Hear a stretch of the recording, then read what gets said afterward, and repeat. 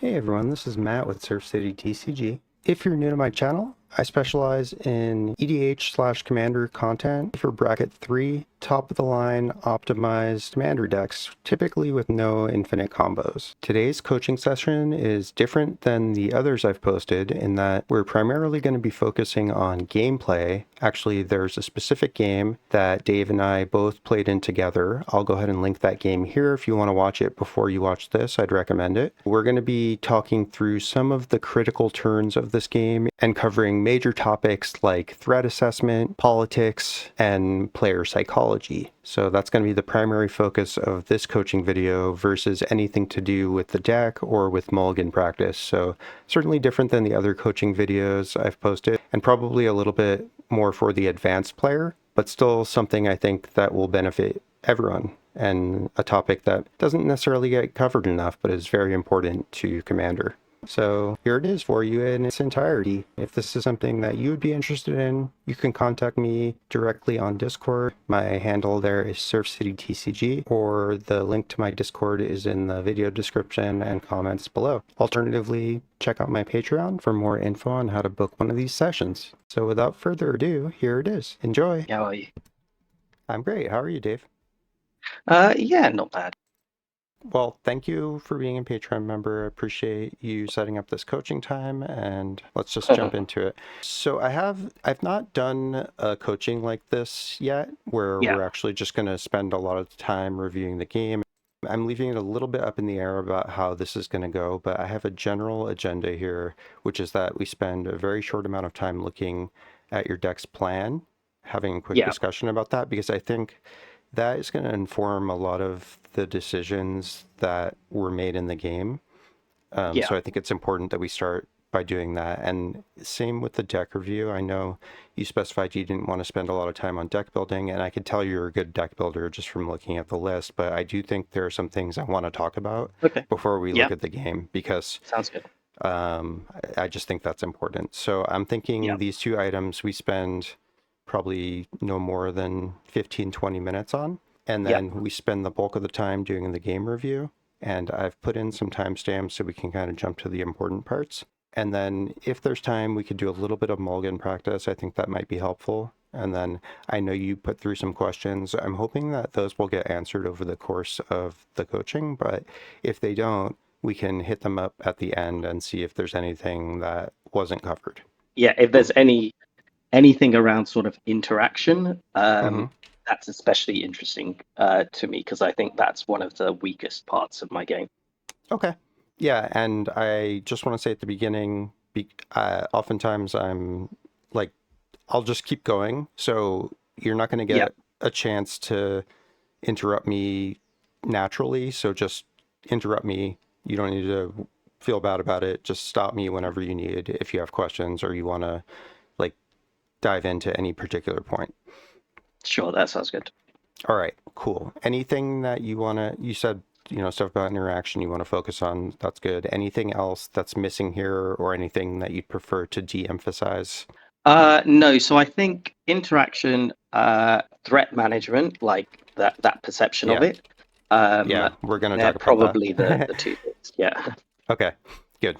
All right, so I think we'll start off so before we even look at the deck list, I want you to answer this question without looking at your list and just like as quickly and as thoroughly as you can.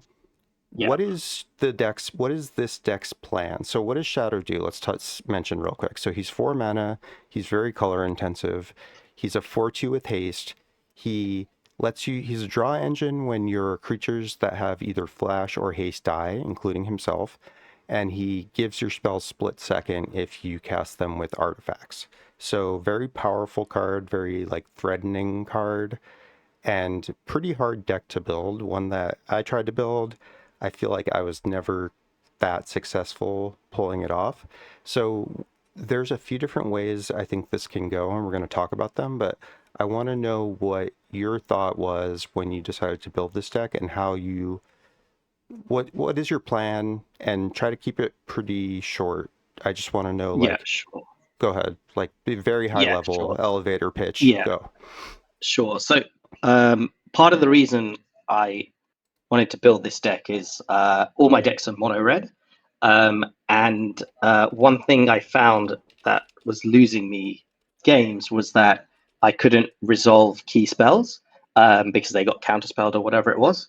And so this card I found very interesting because of that chaos control element. It was actually that more than the first part that drew me to it. And so I first tried to build it like involving both aspects of the card. So the first bit where flash and haste creatures die as a draw engine, and the second bit to help get off my strong spells. But I mean, it might be just I didn't know how to do it, but I struggled to build a sacrifice based deck because I've not done it before, whereas I have built mono red decks. So I ultimately ended up leaning not completely out of that, but I got rid of all of my like sacrifice things, and I focus on the first ability. The way I use it a little bit is I have token makers that can then have flash and haste and then get sacrificed as like a soft card advantage, but not key. And then the way the deck wins is by either, like I'd say there's three methods. So the first step is generating mana through treasures or ramp or whatever it might be, but treasures in particular. And then using those treasures either to, depending on the cards I draw, either with like a wheel strategy and wheel payoffs, a combat strategy, like insurrection, taking opponent's creatures, combat celebrant to double the to get an extra combat phase, or by casting like big X spells like exsanguinate and So Okay. that's how I've like structured it. And this was like the second iteration. So when I sent you the name, it's called VB. That's because the first version tried to have more sacrifice focus, but I just couldn't get it to work. So I just removed all the sacrifice and moved it in a different direction. Understood. Okay, so my thought when I see this commander, and I think you covered a lot of these points, is let me unhide this. So option one is play a bunch of natural haste flash creatures, which I noticed you weren't doing. I mean, you had 6, but still pretty low. And then option two is, give haste to your creatures. I counted 3 ways. You mentioned that you had some token makers that did this. I guess what you mean is like stuff like Electro Duplicate and Exactly. Devastating Onslaught. Okay. Yeah. I guess I missed these as like ways to give haste, so that's Yeah. good. And then the third is like kind of to ignore the first two and just play a big mana deck that is looking to ramp a lot and then play nasty split second spells, which I identified as more like what you were going for, probably as a primary plan. Is that accurate? That's correct, yes. Okay. So the problem that I saw with your list, and I know we don't want to spend a lot of time on deck building, but like, you're running a relatively low number of lands, and we've played a few games and it's still, relatively low sample size, but I'm noticing that you're missing on land drops sometimes. In fact, this game you did once, like 1 turn near the end, maybe 2 turns. And I think so I think the problem with Shadow is that he's really threatening, but he doesn't like actually play out that well in my experience. He's a high mana, he has no protection. He's in colors that have a relatively difficult time protecting creatures. So you kind of have to like play him and expect him to die and therefore be able to use him right away. And I noticed like some of the questions you had sort of dealt with this. You're like, when should I have played Shadow? Because it's, especially this game, you were sort of like the arch enemy right from the beginning. And I don't know if that was necessarily even warranted. Like watching back, like you weren't doing anything that bad, but we'll get into that. But I think like, I don't want to talk about rebuilding this at all because it'll take too much time. But I think if you want to lean into this third strategy, which by the way, I do think this is the best way to do it, like treat him almost as a like combo piece, right? And then like either play him and have a way to protect him, like maybe something like a Malakir Rebirth, so that if he dies, he would come back, and then hope to play something huge the following turn, or build up so much mana that you're able to just do both in the same turn. And then in the meantime, like before you're playing him, maybe focus on like landing a board wipe first. And you're running 4 board wipes, which is good, but you know, 2 of these aren't real, like Insurrection, not a board wipe. I have it listed there Mhm. just because it's useful sometimes.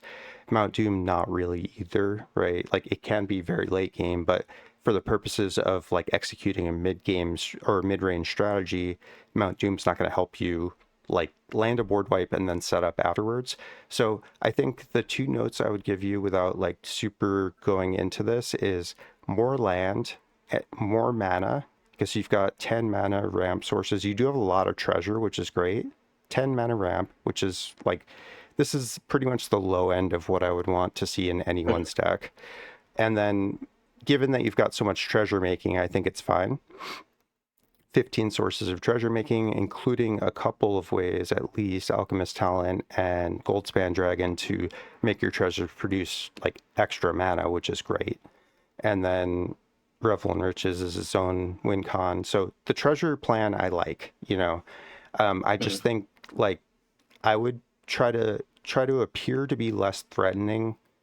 That way you can rely on getting into that late game plan of playing Shadow, playing a huge spell, because people have such short attention span. So even if they're freaked out about Shadow at the beginning, if you don't start the way you did in this game, then they'll kind of look elsewhere, right? Yeah. So I think like, you know, you're going for this third strategy, which is a late game slash mid-range plan, but then you came out of the gates blazing with Ragavan. And like, of course you want to play Ragavan on turn 1, like that's fine. But it's just, anyway, I think we'll cover this stuff as we go into the game, but does Yeah. that make sense to you, how like you've got these like opposing ideas that I think are fighting against each other in some way? Do you see what I'm Yeah. I mean seeing the here? yeah. I mean the low land count. It definitely feels low. Mm-hmm. Um, and as you note, I have missed land drops in both the games we played. Um, And you the have a lot of only thing draws, I'd so that shouldn't say, happen that much. Like you've got like all these wheels, you've got like all, this is a very solid amount of draw. Like this is the yeah, exactly how to want your draw to look. However, you know, I'm just noticing as I look here that a big problem with this is like, can you see a commonality among like these cards? They're all 3 mana, like you know, yeah, 3 or 4 mana, like every single one. So you're going to run into turns, and it happened in the game, right, where you have a bunch of options that are all at the same mana value, and it's yeah, frustrating because you're like, man, this is really bad for me.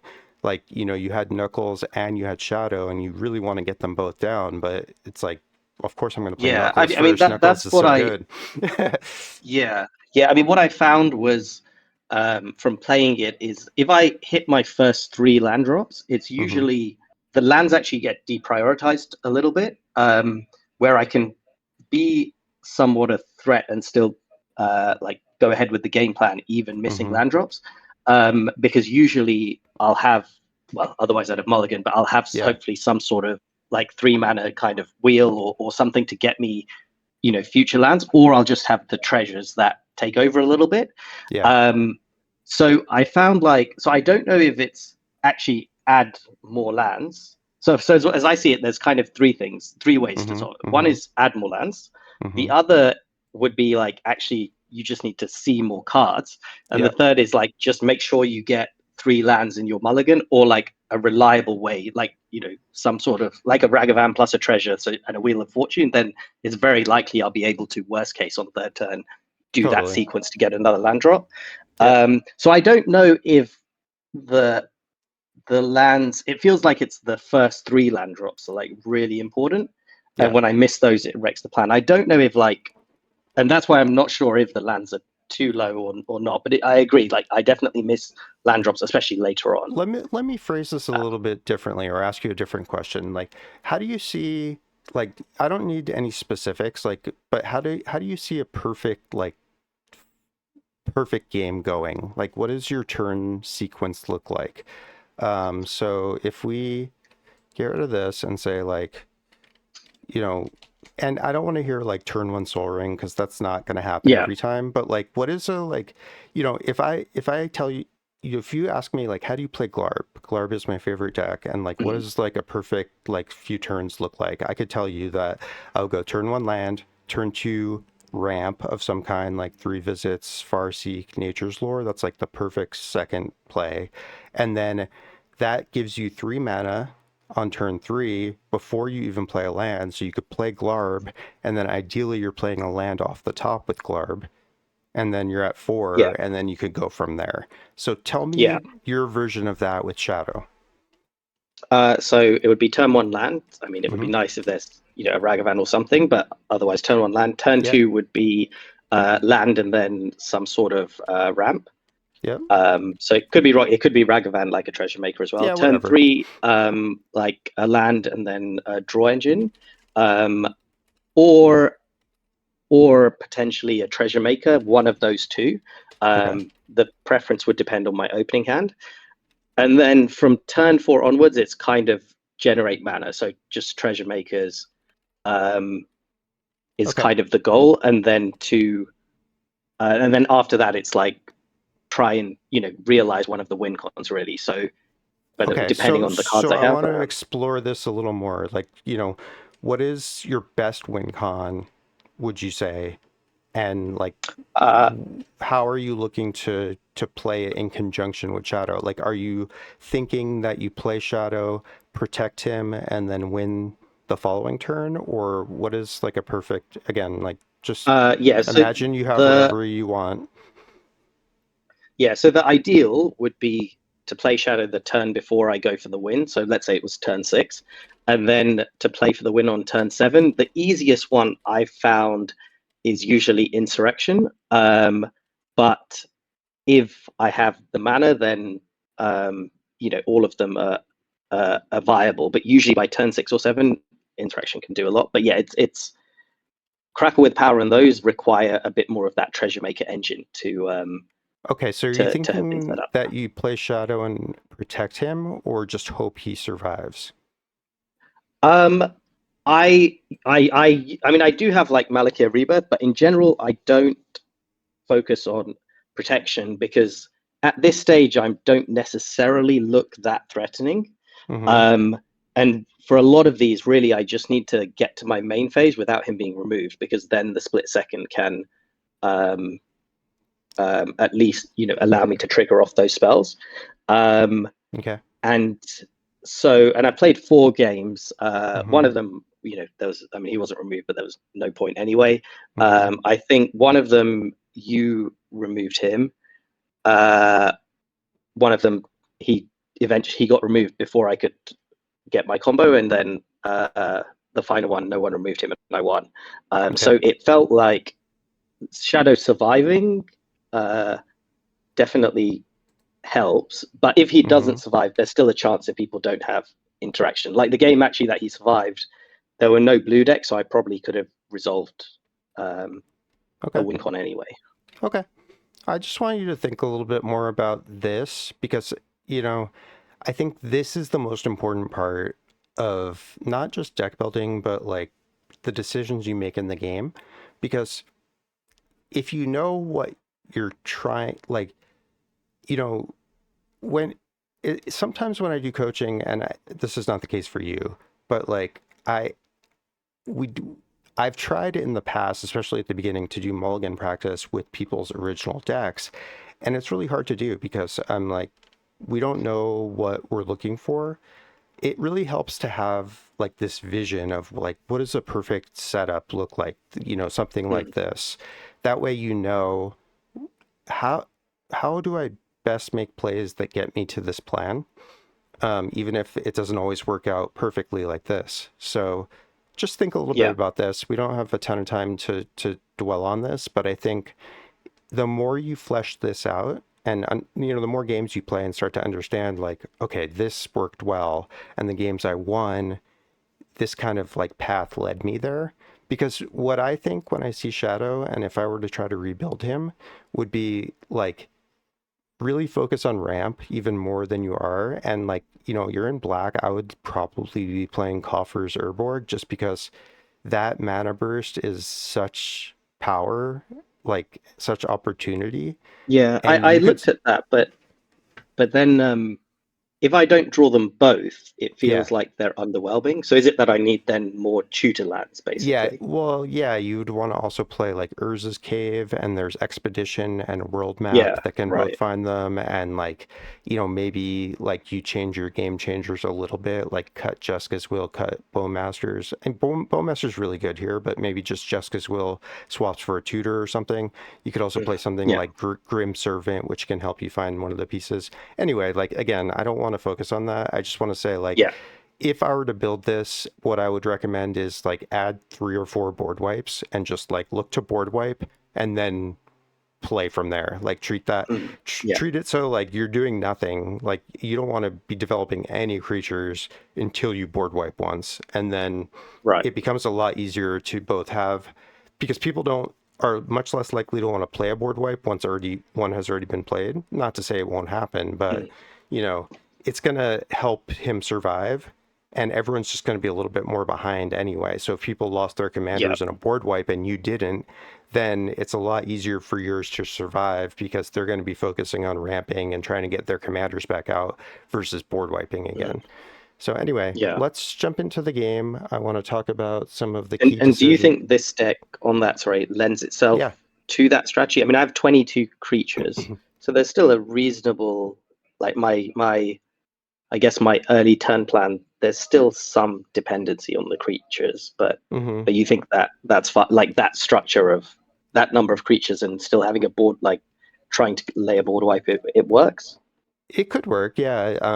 Yeah, You probably want to cut some, like, yeah, if I were to just tell you, like, looking at this list, what what I would do is probably cut 5 creatures, cut, 5 sorceries, and add a bunch more natural ramp, like stuff like Thran Dynamo. I know it doesn't synergize with Shadow specifically, but it's just such good ramp that I think it's worth it, especially in a deck like this that cares so much yeah, about yeah, playing big spells.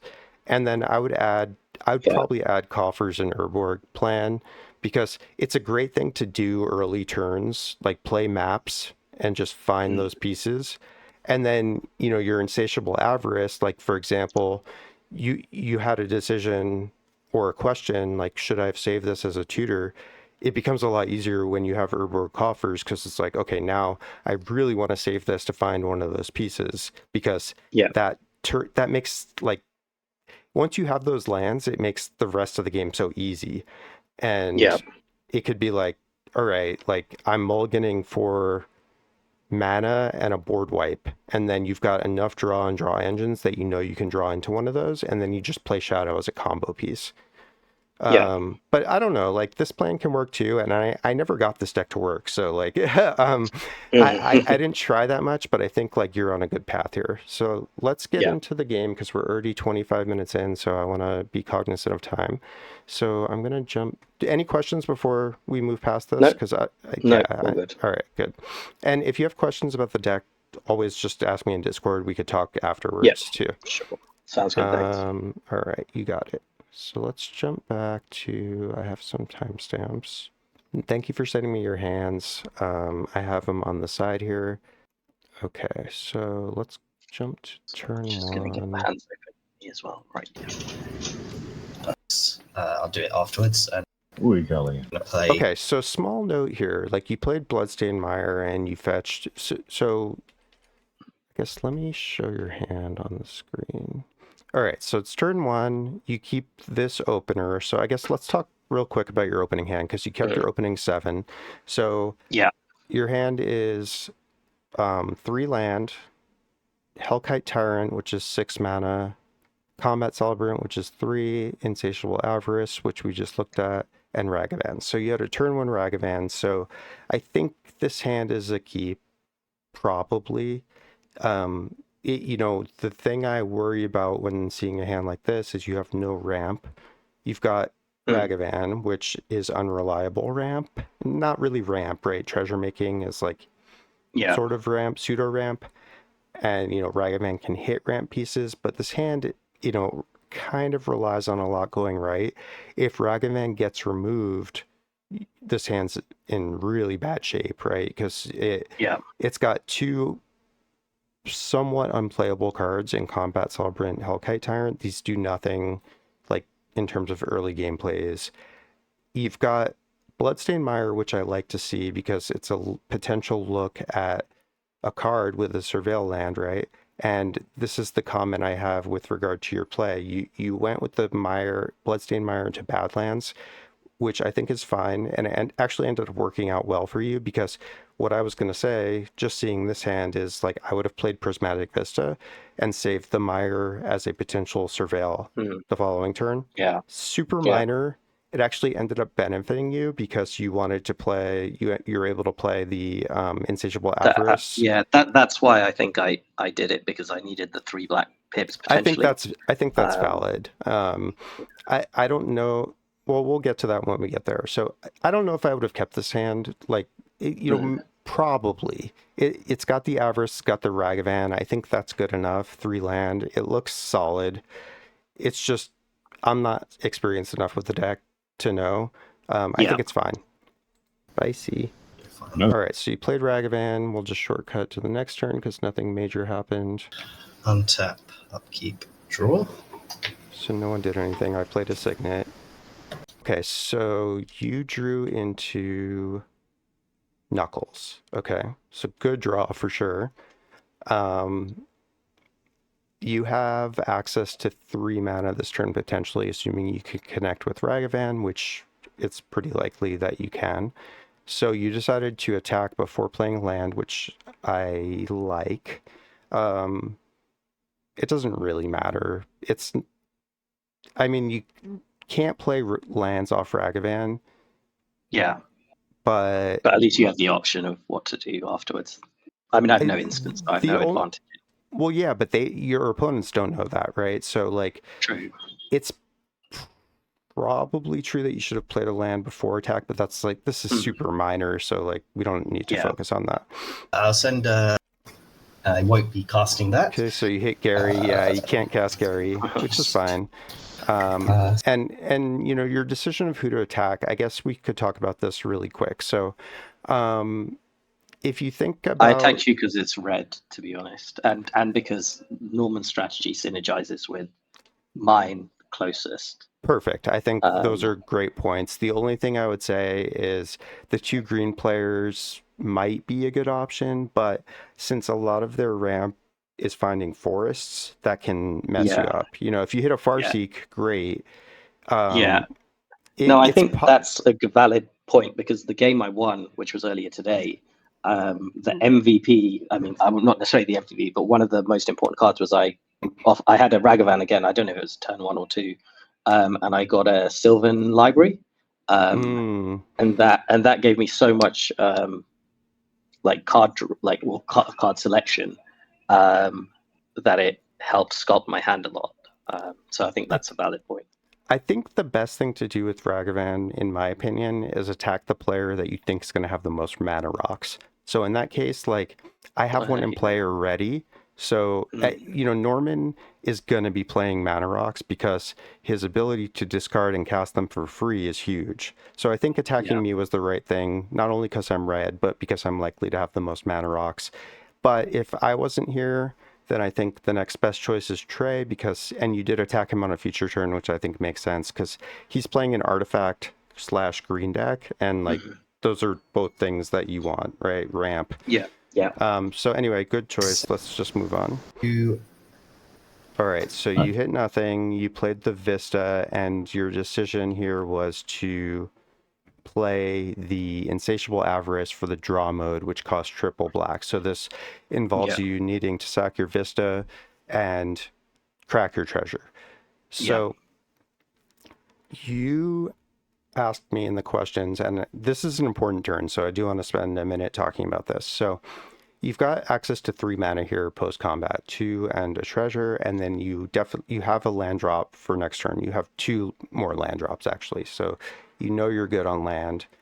You can see your hand is getting a little light on gas, but drawing the Knuckles is pretty nice. So talk to me about why you went with the Avarice, and yeah, just go ahead.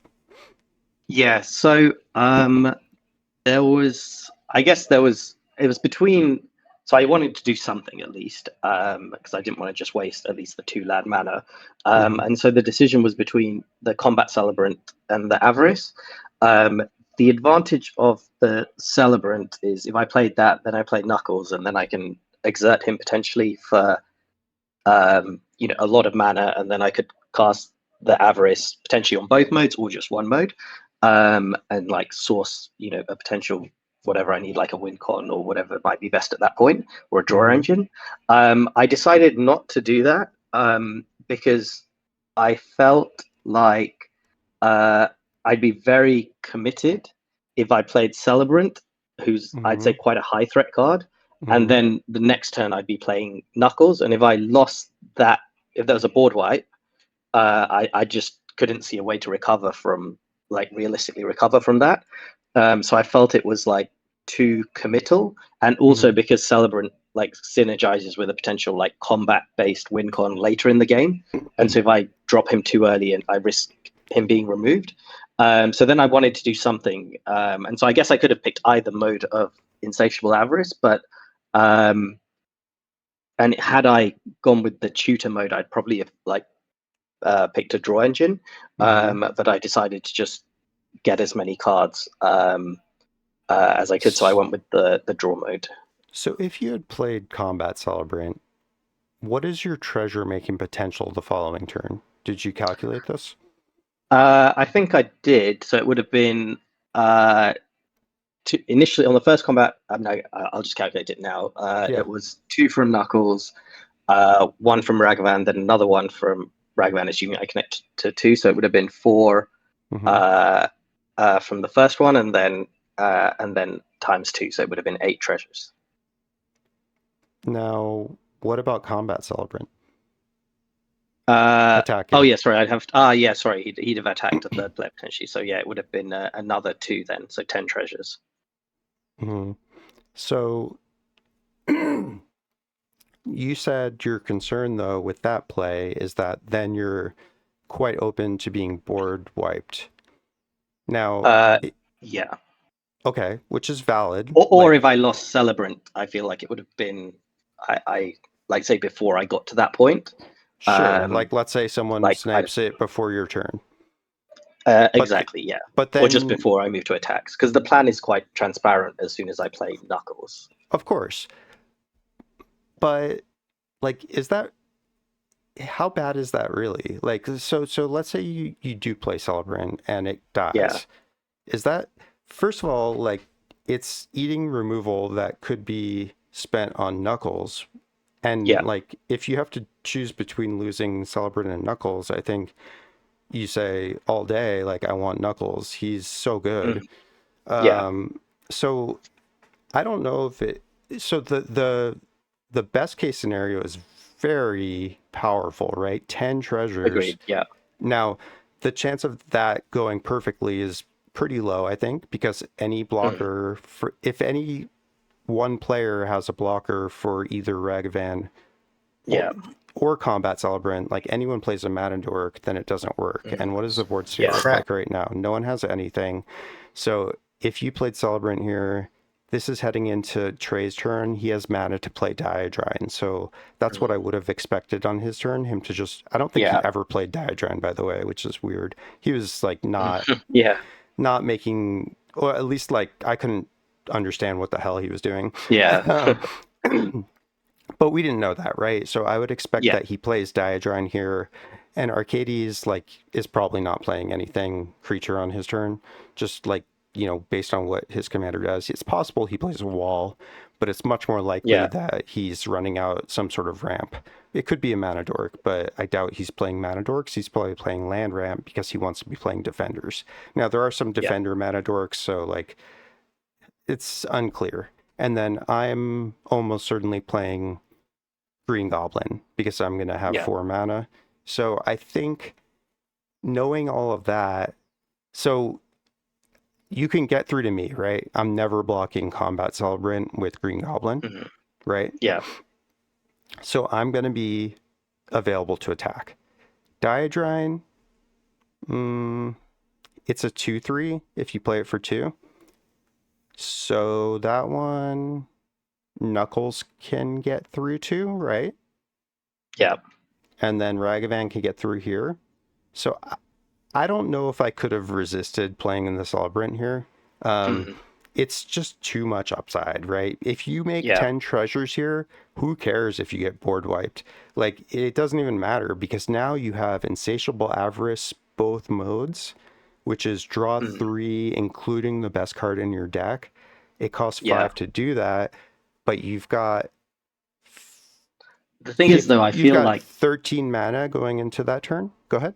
Yeah, because I feel like with the deck, because the win cons are high mana, I kind of need some treasure generators. Now maybe drawing those 3 cards plus the 4th one actually, is enough for that. But it would be quite a lot of investment and set me back, because then I play creatures, they might generate treasures, but then they need haste and so on. And so this turn I was very uncertain to me what to do. I saw the potential upside, but then I felt like I'd face at least 2 blue decks of interaction. And if I lose like another, 1 or 2 key pieces, I don't know how I'd recover. Yeah. So I don't know. I mean, if you go in, so let me ask you a question. If you go into next turn and you're able to pull off the treasures, you have 13 mana.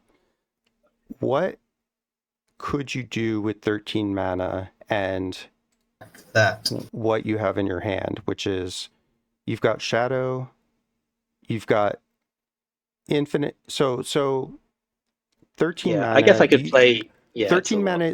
So let's say you cast Shadow, right? Yeah. Now, again, we're going to assume that these decks are, these two people are on 1 land right now. And you're at, well, this is the following turn. They're on 2 land and whatever they played on their turn. So let's say we assume that Trey is either playing a Mana Dork, his commander, or a land ramp. The worst case scenario for us is that he plays a Mana Dork. That's like let's say he plays he's never wanting to block with Bloom Tender. Let's say he plays a blocker that you can't get through to. Very unlikely, but I think it's possible. I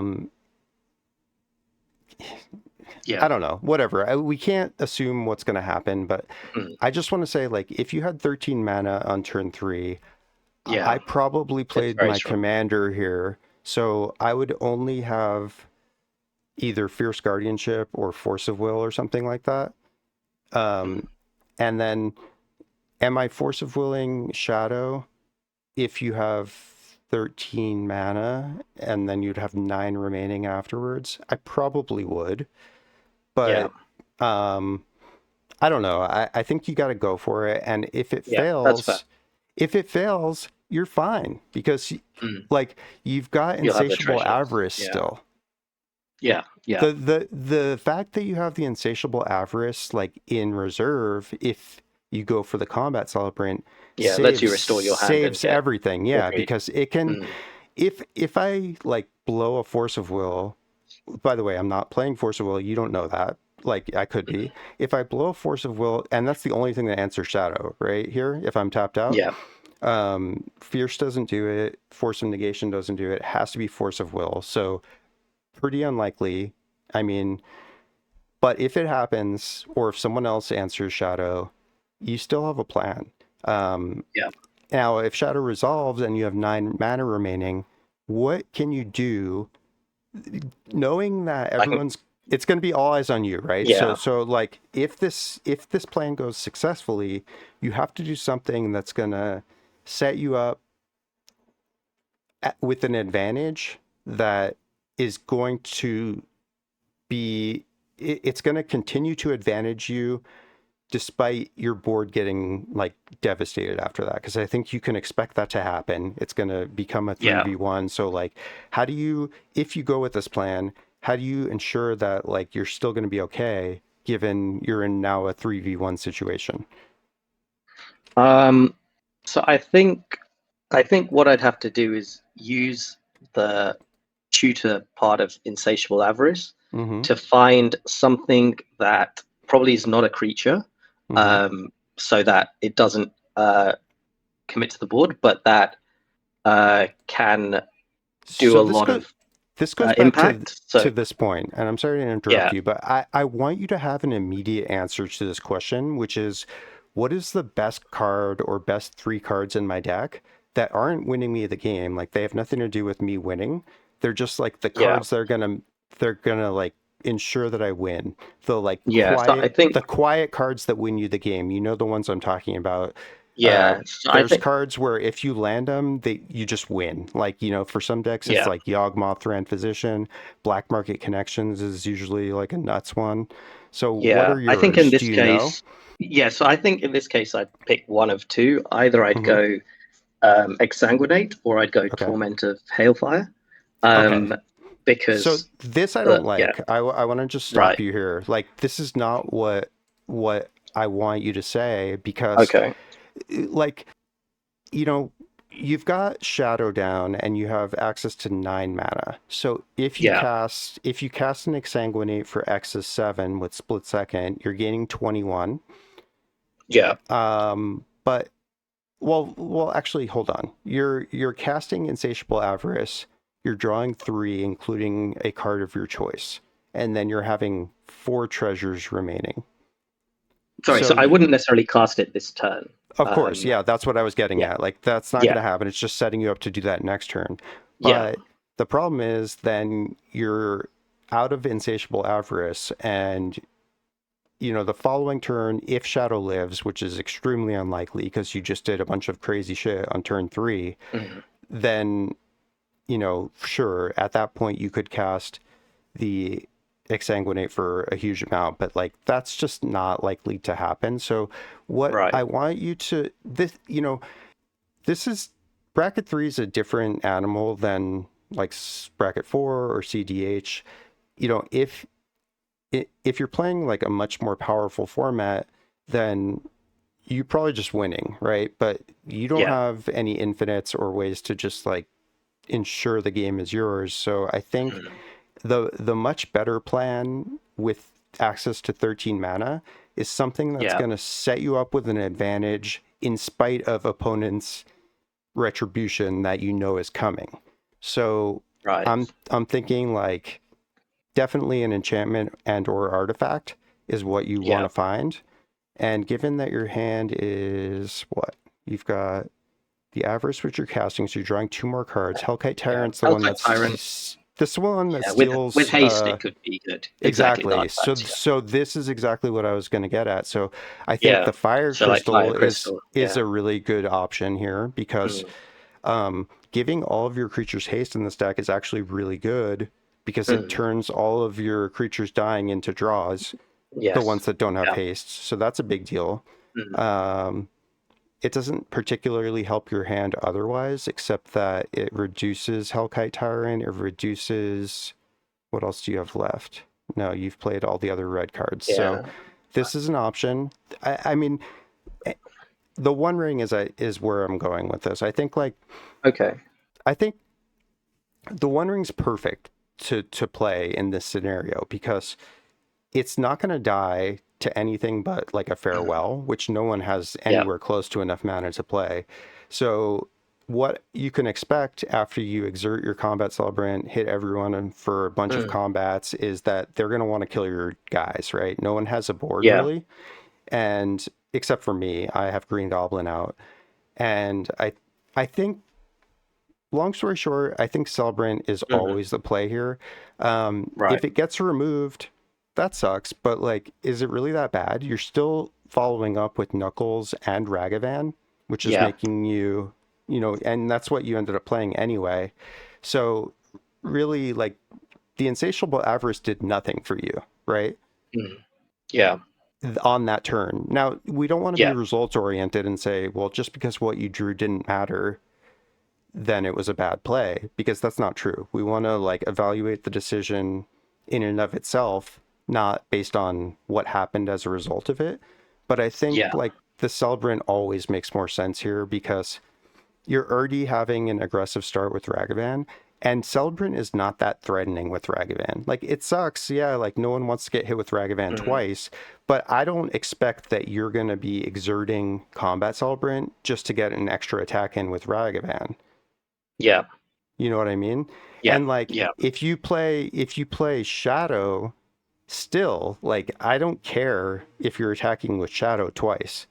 No one Yeah. knows you have Agreed. Knuckles. Now, if Knuckles was a known draw, like you drew it off Dark Confidant or something, this is all different. Yeah. Does that make sense? Yeah. That makes sense. Playing the Celebrant here doesn't look threatening to me. You haven't done Right. anything that scary. You played a turn 1 Ragavan. The Celebrant is a scary card, and everyone knows you're playing haste, so something bad could happen. But I don't think anyone is diverting their plan, like me not playing my commander, or these two green decks not playing their turn 2 ramp, which is the most important thing that each of them could be doing. Yeah. So no one's going to divert their plan to kill Celebrant. And if they do, is that even bad for you? Like, now they've wasted their spot removal, and your Shadow and or Knuckles is going to be a lot safer. And then you still have the Avarice that you can use at a later time when you have more information on what you need it for. Because makes sense. running out the Avarice here, I would only do that if I didn't have any lands in hand. To ensure that, like, I'm going to hit my land, drop the next turn, because if I hit my land, drop the next turn, really, like, when I draw the Knuckles here, what I'm thinking is, how do I ensure I can play Knuckles next turn? You don't need anything to do that except to hit with Ragavan. So I think once you successfully hit with Ragavan, your only plan is, like, play Knuckles next turn. So if I didn't have the Combat Celebrant, maybe I would have played the Avarice at that point. It sucks that you have to discard a card, but that's not like the end of the world. Go ahead. Yeah. No, it's fine. I was just making sure I'd have enough mana, but I would, because the treasure was. Yeah. So I'd have another treasure. Wait, would I? I'd have. Yeah, exactly. I'd have. Yeah. No, sorry. I'd have to. You're going into turn 3, so you play your third land, and you have the treasure that you made from Ragavan. This turn. Don't I need to use that to cast the Celebrant? For Celebrant. Yeah, so I true. wouldn't have been able to play Knuckles. Oh, before true. combat. Okay, yeah, so I don't know if I assume I thought of that. I don't know, but that probably changes it, doesn't it? Well, I guess, does Celebrant give you a combat immediately? Let's look at what it does. You have to attack with it and exert it, so it needs to have haste. As in, so without haste. After this phase, there's an additional combat phase. So that happens in combat. So there's no main phase in between. Okay, good point. Yeah. So I think, so this is all moot.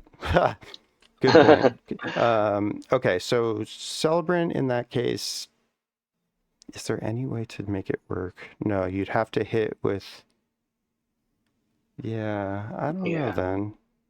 No worries. Okay, so do you play Avarice? This... I can't believe I missed that, sorry. No, I missed it too.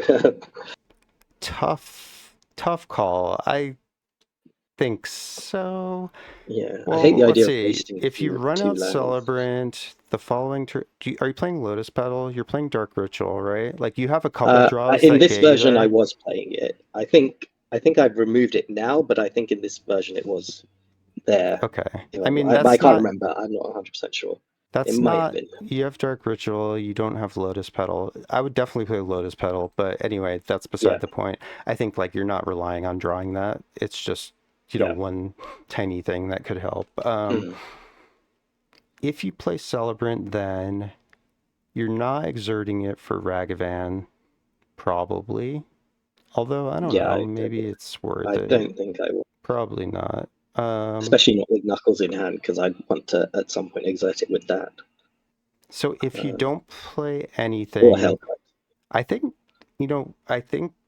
playing Avarice is a good decision. I think personally I might play nothing. I know it sucks to waste the mana, But Yeah, the other I option is the other mode of Avarice, of course, as well. yeah, you don't have any other draw, so I wouldn't do that unless you're. Yeah, I guess you could find. What would you find with it? find it. I mean, I'd find a draw engine, so I'd get Black Market Connections or Phyrexian Arena, I think. The One Ring is not playable, right? For the same reason. Wondering, yeah. Well, actually, you could play it in Uh, second main. as in on the next turn, you mean? Because I'd have spent my mana for the Of Avarice, course. so. I think that's Yes. got to be the play. Is like the Yeah, close to guaranteed One Ring. that's As long as you get hit with Ragavan. You know, developing the One Ring a turn early is huge. It means it basically will guarantee you an additional 4 or 5 cards in the later game. that's a good point. Does Yeah, that I think make maybe sense? I'm underappreciating the One Ring. Yeah. Oh yeah, the One Ring is like in any deck that is playing it, it should be either your plan A or B. Is like the most important thing you could do ASAP. So if you were playing this hand, assuming you decided to play Avarice, which mode would you have picked? I would If you, Avarice for the One Ring and try to play it on turn 3. Yeah. I think because you're drawing 1 on turn 3, 2, 3, 4, and potentially 5. It's just hard to lose when you've drawn so many cards, and then you find all sorts of other things to snowball. So that would be what I would have done, but I think your drawing 3 plan is fine, and I don't think you should consider that like to be the wrong play necessarily. Right. But I do really like the plan of just looking for the ring, and then you can go with the Celebrant into Knuckles plan later. And then just like when you develop Shadow, I think you don't need to worry about developing him until you have either protection for him or enough mana to play him plus something with split second later. Yeah. Especially since like they're not seeing, if you had an Enlightened tutor, which obviously is not legal in this color, something kind of tutor where people are going to know what you found, then I think this plan is much worse because you're against 2 blue decks, right? And you know that I'm going to counter the One Ring if I can.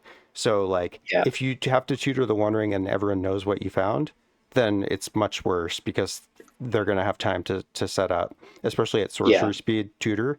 But in this case, they're not knowing what you found. Yeah, maybe early enough. Yeah, exactly. Yeah, you're going second too, which is big. You know that I want to play my commander next turn, so it's a lot harder for me to just hold up mana. Yeah, I play it this turn as well anyway, the Avarice, so... Well, yeah, but I mean, when you play what you have to expect is that the ring is going to be countered. Sorry, they counter the One Ring. Yeah. I see what but the only person who's likely to do that is me, and I have a very telegraphed you need to develop your plan. Play that I want to make next turn. So anyway, we spend a lot of time on this turn. Let's just go to the next turn. I think your play, after all that discussion, I think what you did is good. It works. Yeah. Okay, so I play my commander as expected. You draw... Oh, so we didn't talk about what you drew. So you played the Avarice, you drew into Felwarstone, Greed, Sulphur Springs. So pretty okay. And then you chose to discard Mount Doom, which I think makes sense, so no issues there. And then you head into turn 3 and you draw Twin Flame Tyrant.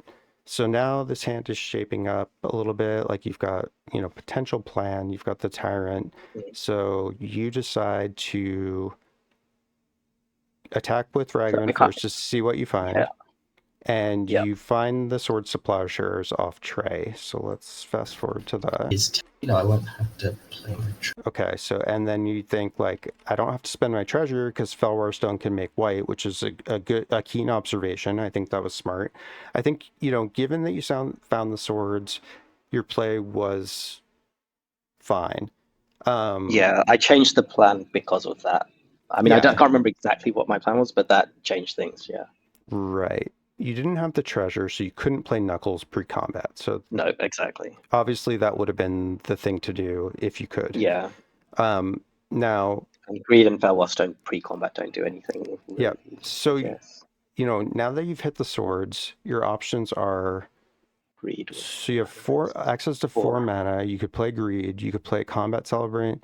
You could play Shadow. You Felwar Stone could plus Combat play Celebrant, I guess, is a Felwar Stone combo. plus Combat Or Celebrant. Greed, one of them. Or no, you already played a land. Yeah, so really the only options are swords with Felwar Stone, which is what you did. Yeah. Greed. It would Felwar be Stone Felwar. Combat Celebrant. Yeah, and Felwar Stone Greed, I guess, as well, would be the play. No, that's not possible. I Greed know, costs 4. Oh, yeah, sorry. Yeah, right. Yeah. Agreed. Yeah. So I think Yeah. like developing the Felwar Stone is something that you probably want to do. The other option is play Shadow, but the only advantage to playing Shadow, you're losing the advantage of his haste. And you don't have anything that scary to enough resolve. Nothing split second, that's the thing. Yeah, exactly. Nothing you don't I need that protection for. Right. You know, what are you going to do? Split second out Twin Flame Tyrant and then hit for 12? That's not a good plan. You know, that's like asking to get board wiped, and what did you get for it? Like nothing really. So I definitely like the idea of playing Felwar Stone. Now, swordsing the Green Goblin, I think... So part of the reason I did that is because the other decks I play are like Spell Slinger type, like Ashling, Flame Dancer, and Cypher. And when I play those, and I've not played Green Goblin, but I feel like it plays similar. And I found that when they storm off, it's very sudden and it wins very quickly. But at the same time, if the commander's removed, it's a huge setback in the early game. So that's I think had it been like Arcade, like had it had Cade or Blazing had their commander, I wouldn't have swords it. It was only because it was Green Goblin for me, and just because my experiences with that type of deck is very scary. I think that makes a ton of sense. And I'm going first. I had ramp. Like all those things are true. And I imagine because like my natural play is more defensive, I would have naturally kind of lent towards I'd rather slow you down than become too much arch enemy. Now that mentality is probably, you know, not necessarily right, but I imagine when I was playing that was also I think it is. The thing that I want to talk to you about, because I think in a vacuum, like you made the correct play by removing Green Goblin, but I would encourage you to be more vocal with your decision making in a spot like this, because I think what you could have done, you know, you're shaping up to be the arch enemy here, and I don't think that needs to be the case necessarily. So I want you to be more vocal, especially with the other two, about your decision. Say like, oh, I have a play I really want to make here, but you know, I'll sacrifice guys, does it make sense to remove Green Goblin given that he rushed it out, I ramped it out, I'm going first, I know this commander's scary, I don't really know what he can do, like what do you guys think? And then if you get their buy-in, like some brownie points type thing. Exactly. You know, the alternative is that you get brownie points with me, or you procure a deal from me, because I think like what you to me, you don't want to. I mean, this is great. Like it's a great play, and like you get to say like, well, it wasn't even like my fault; it just kind of fell into my lap. And I think that's good. You didn't say any of that, so I would encourage you to again be more vocal about what you're doing, because a lot of times people are in their own heads. You know, I'm a different breed, but like, you know, for in general, just to help you with coaching, I think people are only seeing what's happening, and they're not seeing any of the subtext that you are. You are a very smart guy. That's clear to me, a very thoughtful player. That is not the norm, you know? So I think like the more you can explain what you're doing and why, the less threatening you'll appear, because now people are like, oh, that makes sense, you know? And anything that you think might be obvious, you'd be shocked. Like people have no idea. They don't even know what is happening. even Yeah. 10% of what you know. And this is just my observation, like from playing with randoms on Spelltable. It depends like who you're up against. If you're in a pod that you know, could be completely different. But like the more I think you can explain what you're doing and why, the less scared people will be, because people fear the unknown. And That's a good point. Yeah. if you explain what you're thinking, they'll be less worried about you. Yeah. No, Now, because in my pod I often get targeted because my decks are more mysterious, like the suspense ones and this one. right. So that's a very valid point. Especially if you haven't done it before, they're going to be like, wow, like this is new. And they might be even like worried because of that. Like, oh shit, what is he Yeah. up to? But Yeah. you know, Well, now it doesn't matter what deck I bring. If they haven't seen it, they just assume it's a threat. even more reason to like explain, and they might not believe you, but at least like, you know, it's something to explore. So I think like what I think when I see this decision, you know, and I tried to like come into these decisions without remembering what you did and just like looking at them myself. Here's the problem with this situation. You've got your commander who's a 4-drop. You've got Knuckles, which is a 4-drop, and you've got Greed, which is a 4-drop, right? And you have 4 mana here, and now you found Swords, and which Twin you Flame really, Tyrant as well. yeah, but Oh, I didn't have that yet. Though, sorry. I mean, you're never No, I playing did have that. that. Yeah. Yeah, Agreed, you had agreed. this, but you're never like playing this anytime soon, I don't think. Agreed. So yeah. this is just a dead draw. Like, the point is like, this is an awkward hand, and finding the Swords, which is really good to cast here. Like it's a very like debilitating play for me.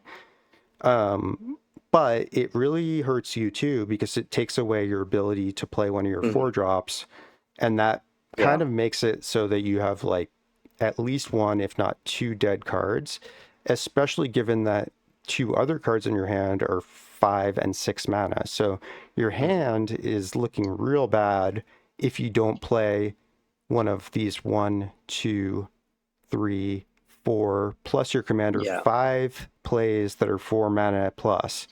So your hand's looking like not great here.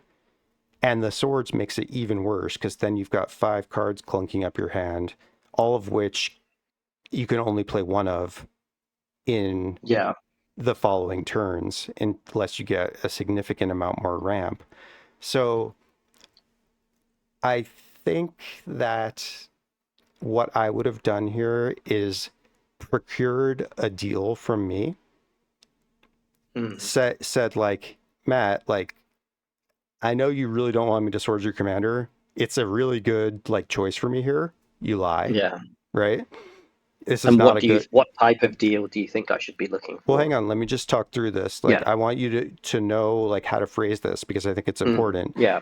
I think you need to sell that like this is a really good option for you right now, because you have Felwar Stone, which like lets you cast this without even using your treasure. So I would advertise that. Say like, I even have a way to cast this without using my treasures. This is really good for me, but like, I don't want to screw you over. Like, this sucks. I'm going to like do you a favor, but you know, I want a favor in return. Now you're asking me, what should that favor be? I like to like just leave it up to the player, but you could ask for something specific. You could say like, you know, how about I like do this for you, but like you can owe me a future favor, which can be, we can determine later. You know, that way you get to make the play that would be more beneficial to you, which is to develop a 4-drop. And I like playing, hard to say, I'd probably play Greed here, but I'd play Greed, I think. I actually might play, because Knuckles has haste, so I could play no. Sorry. Okay, I know what we do. We play Felwar Combat Celebrant here for sure, because then it sets us up for the play we talked about earlier, which is Knuckles. So I think that's really what you want to play, is Felwar Stone Combat Celebrant. This also helps sell the narrative that I just described with the Felwar Stone. Because if I did that and got the favor, it also helps because now I'm less likely to be arch enemy. Exactly. So here's what you do: you play Felwar Stone first, and then you're like, Felwar Stone can make white, right? Can it? Let's just make sure. Does he have? He has a triumph, I think. He did, because I think I. They both have white. Yeah, they both have white. So you play a Thalwar Stone, you're like, oh look, Thalwar Stone can make white. Hey Matt, Yeah, that was the best play. how about we make a deal? And whatever that happens, I Yeah. definitely make For a you, deal it's a in the safe. no-brainer to accept it. Oh, I Yeah. easily make the Yeah. deal. Yeah, that Now was the best play. Agreed. I don't know if it is. Like, I'm just talking through this option because like killing my commander here, I It ended up sets you winning. back. I ended up winning anyway, right?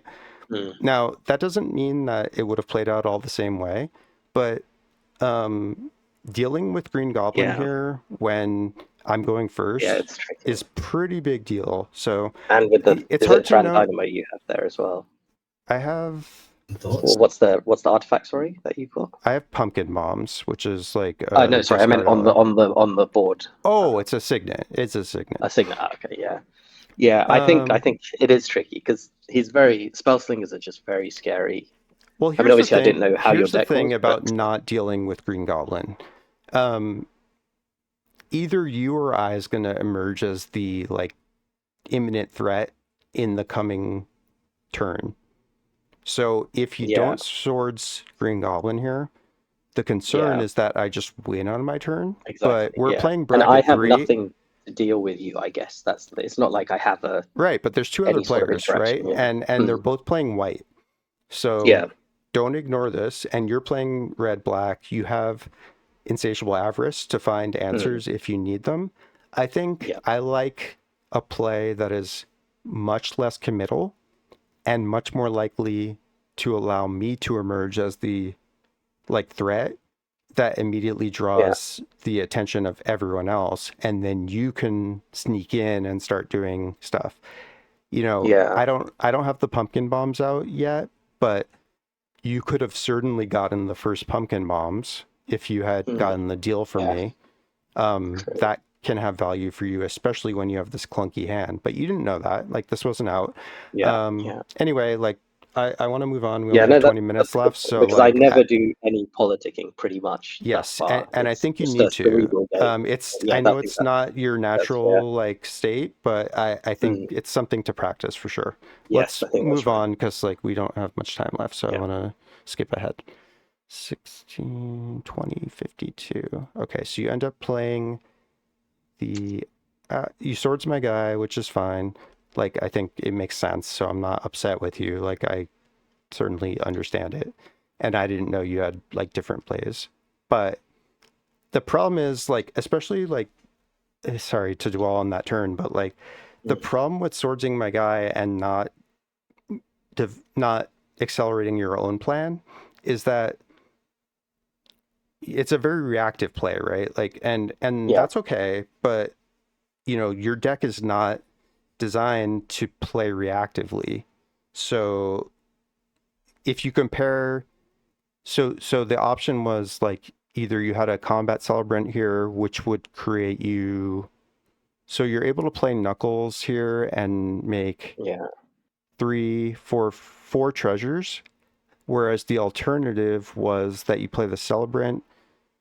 I think you're able to get in everywhere pretty much, maybe not, but I think so. Plus you had, what did you have in hand? Like, did you have any removal? No, I didn't. No. Okay. So, I mean, the Twin Flame Tyrant can actually help you get through, but you want to play, never mind, you want to play the Knuckles. So I think, you had to deal with me. So you at least know that you could hit me, right? If you had made a deal, because that could be your favor. Hey, let me hit you with Knuckles. And I'd be like, okay. Plus you could probably get through to me anyway, because all I have is Green Goblin. Maybe I have another creature because he was survived, and then I played something else. And I could phrase it right. I could say, for the next turn, you can't block me or something. Exactly. And then I can do it in both combats. So I think, like, before I play the Celebrant. The swords was a like amazing play option. Like, I'm not saying it was a bad choice. The only thing I'm saying is, like, when compared to a very active plan of developing Thalwar Stone plus Combat Celebrant, maybe that's where it starts to falter, because not playing the Celebrant on this turn led to a whole string of other less optimal turns that really like made it so you Yeah, I couldn't think that's have the fair. gas you needed like later. Yeah. So I'm not Yeah. saying Swords was a bad play. Swords was an incredible play. Like it felt, it was so bad for me.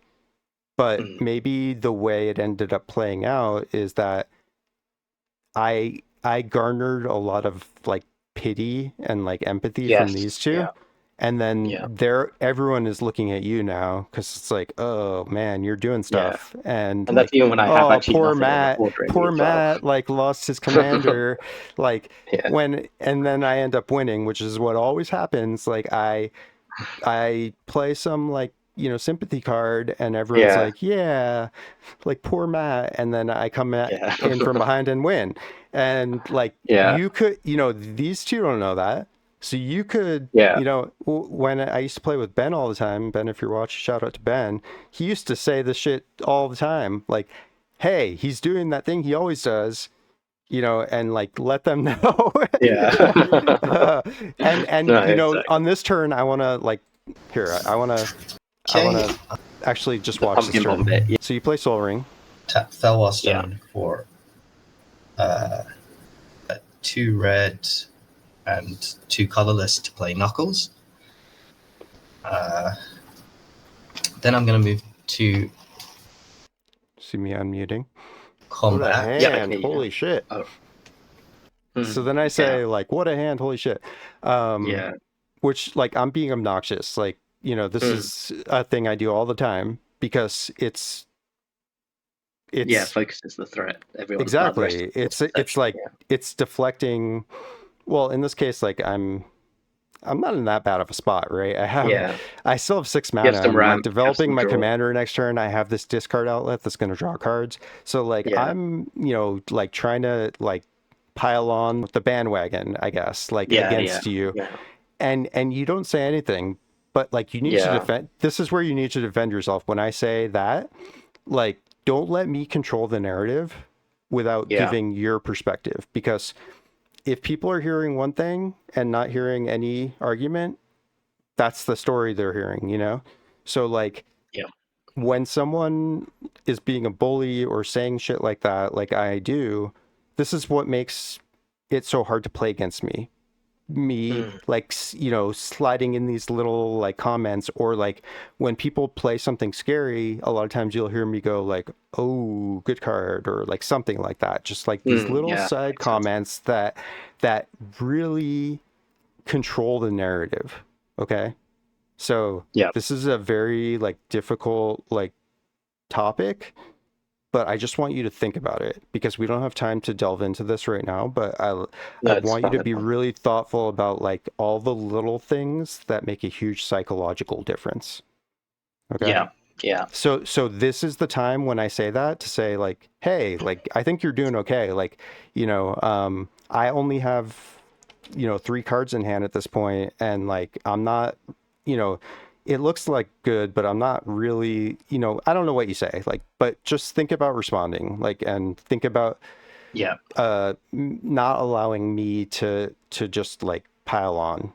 No, Because, exactly. I think that's. I remember when we were playing, I remember when we were in this game, and I had this feeling like, man, you're having such a good start here. Like, but then when I go back and watch, I'm like, it didn't seem like anything that crazy was happening on your board ever. Yeah. So it was certainly not weird before the because when knuckles, it was very exactly when I was in the game, it felt like you were doing so much. Yeah, and in my head, I saw the plan, and therefore I believe that too. But I'm surprised I was seeing from this point onwards. I get it a bit more, but up till this point, it didn't. Yeah, this was a tough game. Like, I think the way it played out in all these turns is really interesting, and the swords thing was like very. It was a really fun game, actually. It was a great game. Anyway, let's move on. So just to give some relevant context from when I drew the insurrection, which was after the greed activation for the Bowmasters, a lot of my thought process there was Blaze, about how to win using basically I can't remember if it was there or once I drew the wheel, but it was about keeping enough mana or building enough mana for insurrection. Yeah. And so one of the considerations on when to play Bowmasters, I think later on, was then I give up my mana for Insurrection. So I'm just so you know that was something that was Yeah, factored a that's a lot. tough call. I think I remember the turn you played Insurrection was like right after I drew the Fierce Guardianship, so I got really lucky, and I think you made the right play 100%, like to go for the Insurrection there, because given how Yeah, the game had played out, it was like very unlikely that you sway the popular opinion at that point, so to yeah, speak. yeah. So I think you had a lot of opportunities to do that earlier, which is what we've spent a lot of time discussing Mhm. this game. And I think like I want you to rewatch it with that in mind, because I think Yeah, that will really be the most helpful for you in the long term. But in terms of like specific interaction and like when to play the Bowmasters, so you drew the Bowmasters right here, and Bowmaster's so good here, right? Because Pumpkin Bombs is passing around, right? So regardless yeah, of the fact that you also drew the wheel later, which is huge, and you have the Twin Flame Tyrant, so like this combo is ultra powerful, because like what I would be thinking once I drew the Bowmasters is I can win with these two cards, or at least knock Matt out, because these two, Cade ended up doing a lot too, so it was a little hard. But he also Mhm. played that huge draw engine, was going to draw 15, yeah. right? And his commander just draws a lot of cards naturally. So I'd be thinking like, man, I know you said you forgot that the Bowmaster had the immediate ETB, because another thing I was going Yeah, to say is I would have just sniped the likeness looter. yeah. I've right. Okay, yeah. Yeah, but it's fine. You forgot. Like that happens. So Mhm. given that you forgot, I think you didn't do anything wrong. Of course, like can tell you like you should read the cards and know what they do, blah blah Yeah, blah. But like that's easy to say. Like I make tons of yeah, mistakes, so it's not like I'm glad that you forgot, because it means like you didn't necessarily make a bad play. You just mhm. forgot, which is like totally different, and that's totally fine. And then you sniping my Bowmasters was perfect. The play you made there, is great. Like this is a very common play pattern, especially at higher levels or in vintage and stuff. Like Bowmaster is the best counter to Bowmaster a lot of times. I think you Yeah, should have just thought about how you could combo these two, especially in conjunction with the pumpkin bombs, because on a turn where someone's drawing 3, this represents 8 damage potentially to mhm. someone's face at minimum, or to Yeah, the board, because the ETB, which you forgot about, and then the 3 from the draws in combination with yeah. the tyrant is really strong. Yeah, no, that was Um, definitely a consideration later on, even before I drew the wheel. In yeah, terms of like that element encouraged me not to play it too soon, to try and play it when there's because I think I played it on Cade's turn, but I could have played it at very. I think I stopped the game many times to Reset. while I was thinking should I play it on Blazin's turn, because he obviously drew a few cards as well. But I felt like I just wanted to wait until there was so this is the a turn where big you have draw. Bowmasters in hand, right? Like Yeah, you've I now don't. drawn Yeah, Bowmasters here. Yep, off the greed. And this is your hand yeah. heading into that turn. Yeah, so this was Uh, where which one did Oh, I post play? greed This is where I played activation, you Twin Flame drew Monk. the insurrection. Okay, so Yeah, I so I think think you I did activate. that greed activation to get a land potentially. I can't remember if I Okay, missed my land drop, but I think that's why. okay, so you played greed here, or you activated greed here. Or let's just unmute. Yeah, so you go from 31-29, you draw insurrection there, and then this is your hand here. Celebrant, Yeah, so the tyrant, yeah, two so that changed my tyrants. game plan now. At that point, I was focused on insurrection as my way to primarily win. Okay, so Um, you and have insurrection mana right now, but you're in second main, so that doesn't help. yeah, and it's not impactful enough yet as well. So now you I think felt. like, okay, insurrection's the plan, and what do you play here? Black 5. You play tyrant. Yeah, so this maybe I should Okay, have played Shadow is the question. definitely, definitely, Yeah, because tyrant Tyrant's very is, threatening. yeah, Yeah, tyrant's like, okay, well, we need to kill him, he could win the or next turn. Yeah, exactly, like we need to kill him, or so I think here's the options. I think Shadow's definitely the right play there, because yeah, it's not I that think scary so. looking, and what I would also do, especially when you activate greed, is bemoan your hand. Yeah, You know, like the lack of land drop, because I think I missed exactly. the land drop there as Activating well. greed there is what appears to be a like desperation play. So I think you lean Mm, into that narrative. Tyrant's definitely not mm. the play here because it's too scary. It, Yeah, it's you scary. know, and do you need it to win with insurrection? I guess the question is, It depends can at you this have, board, yes, but at the future board, maybe not. well, yeah, can you have enough mana anyway? To do I don't think shadow so. and oh, to do tyrant and insurrection in the same turn, Yeah, you mean? yeah, I think which would that be would have been 12. hard, Let's see, you're at one, but two, maybe three, I'd four, done the celebrant play. 5, 6, 7, 8, 9. But did you use some treasures for Tyrant? To play Twin Horizon of You Progress. used one treasure. So you could have had 5, Yeah, I don't think 6, I'd have 7, got there 8, really. 9, 10, 11. You would need one more mana. Yeah. So probably not. Yeah, I think in all the I think I was from this point on, as soon as I drew insurrection out, I was doing a lot of the insurrection maths, and it did influence a lot of the decisions. But regardless, the shadow tyrant thing was I agree the wrong play. I don't think you need to. The tyrant looks like a play to make in the scenario where someone's winning Yeah, on the next turn. So like, let's say, yeah, and no one's too threatening. well, I mean, yeah, Norman can win at any point, but it's not two turn on this. cycles that you have to worry about, right? Because like, Yeah, definitely no one's winning on this turn, right?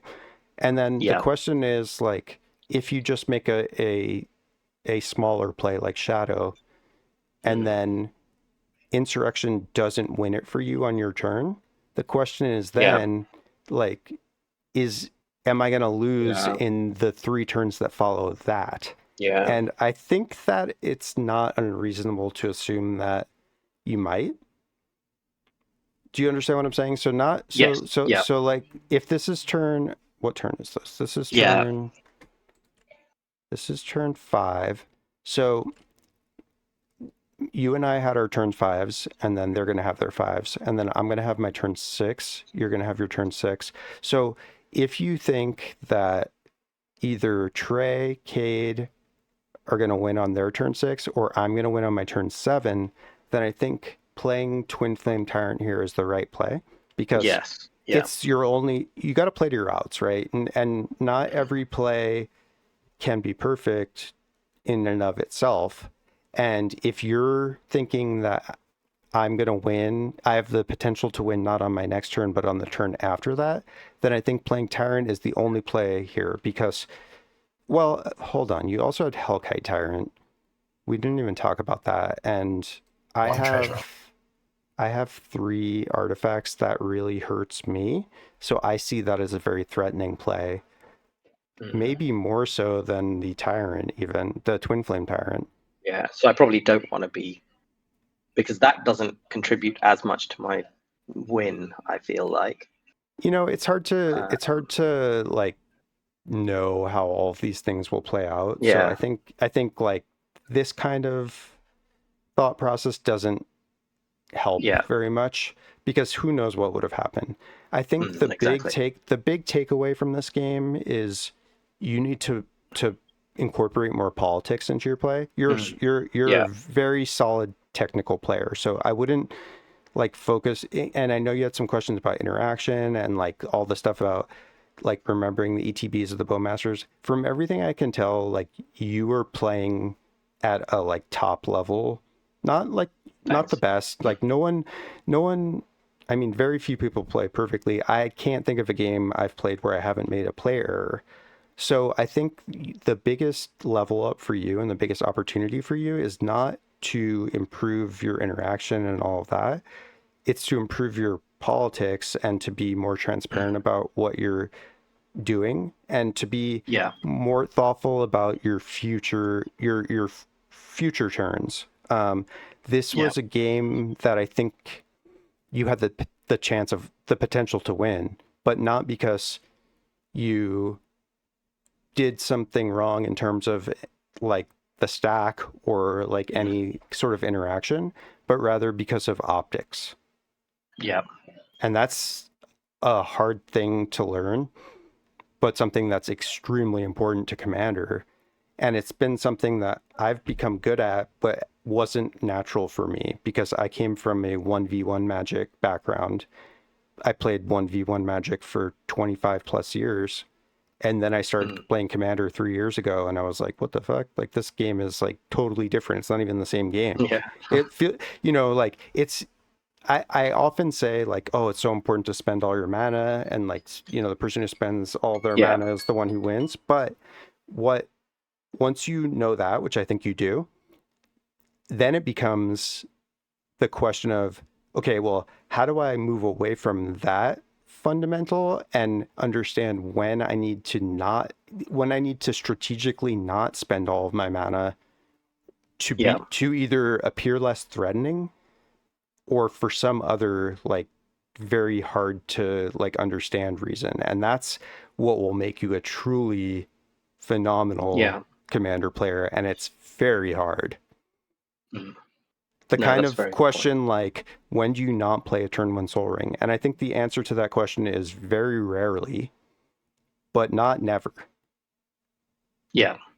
Does that make sense to you, what I just said? No, that makes a lot of sense. Yeah. Yeah. So, I think it's very useful, like doing this exercise actually, because it does show actually the politics is huge. Like it definitely could have. And that's something I do.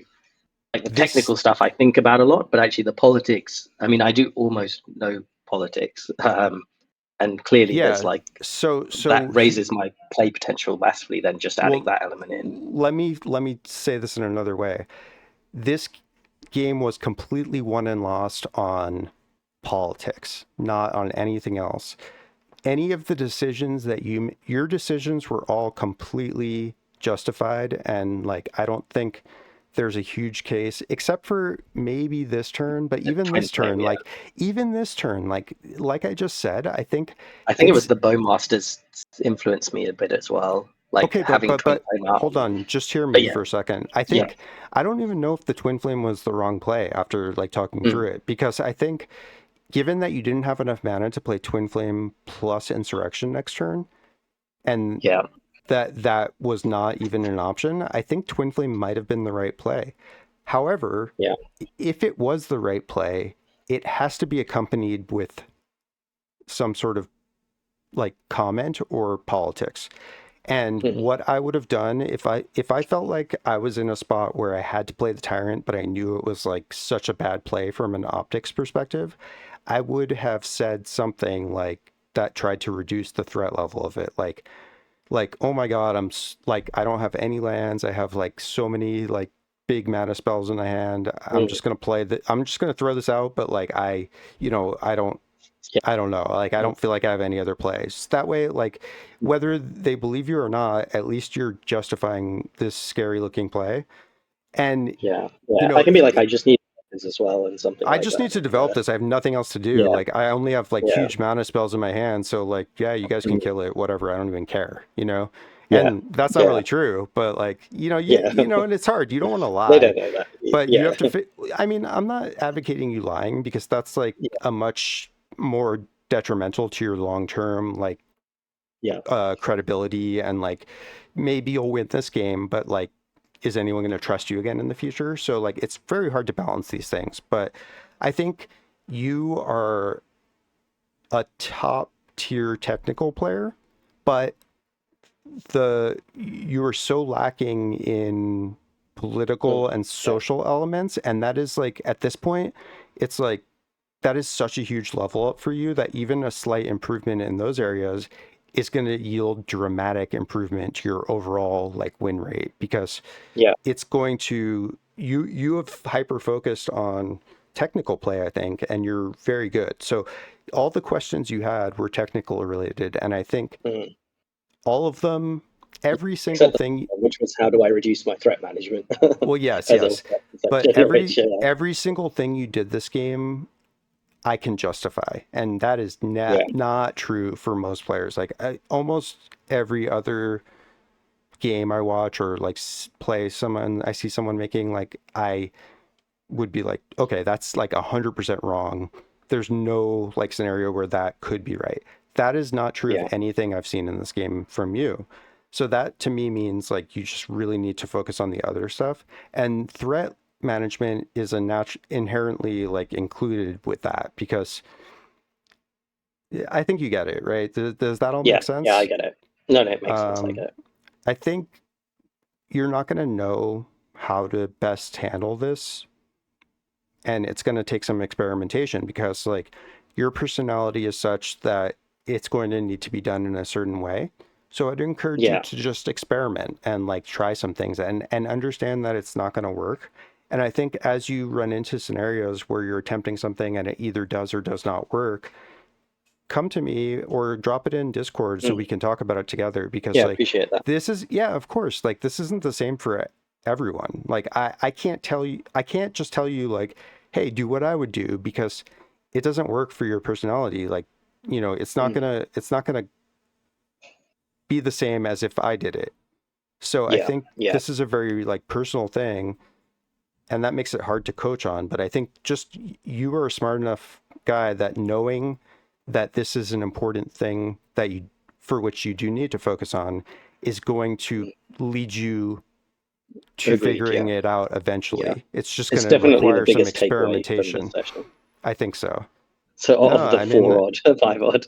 I think you're doing great. And how long have you been playing Magic again?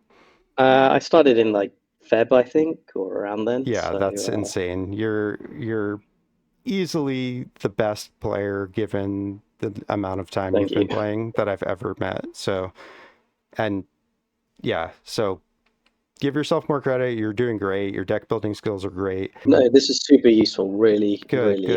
Yeah, really. I think it's, and I'm glad actually we ended up doing it this way, because I don't think we decided we were going to do a game review, but actually going through that, I think just for identifying actually this politics aspect, which probably we wouldn't have identified had we not done it in this form, because we'd have just been focused on the technical aspects.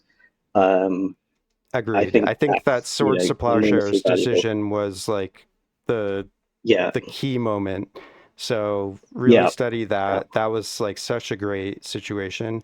And whether or not that was the right play, and I think it could have been, I think there was a big opportunity for you, and that's the really important thing to take away, is that even if we determine like, okay, that was the correct play, given what you know about my deck and the potential, you still had a lot of like opportunity to affect what the outcome and the like long-term implications of that play would be in the game.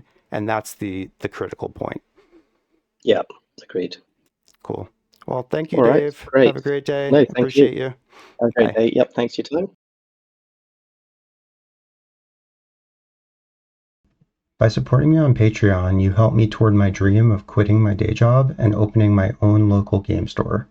You can earn credits that you can use toward in-depth and detailed deck reviews, one-on-one coaching sessions, custom tokens, and more. Thanks for your consideration. I truly appreciate your support.